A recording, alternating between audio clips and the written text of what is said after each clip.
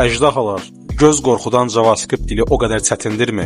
Bu videoda istəyirəmsə JavaScript'in gözəlliklərindən danışım. JavaScript bildiyiniz kimi yoldaşlar universal bir dildir. Bu dili ilk başda öyrənəndə bizə bu dilin fundamental hissələrini öyrənmək lazımdır. Çünki bu fundamental hissələr çox vacibdir. Bunu front-end proqramlaşdırmada da, mobil proqramlaşdırmada da, həmçinin back-end proqramlaşdırmada da JavaScript-ni istifadə edəndə çox istifadə edəcəyi hissələrdən biridir. Fundamental bilikləri yaxşı olmayan yoldaşlar əsasən JavaScript-i atlayaraq deyirlər ki, mən gedirəm React öyrənəcəyəm və ya React Native öyrənəcəm.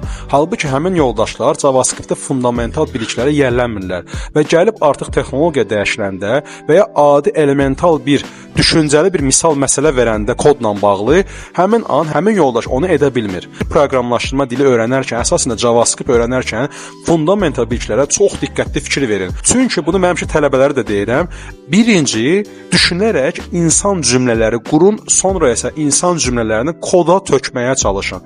Koda bunu eləyəndə, ondan sonra siz kompüter ilə çox rahat şəkildə danışa biləcəksiniz. Hamınıza xoş iş günləri arzu edirəm.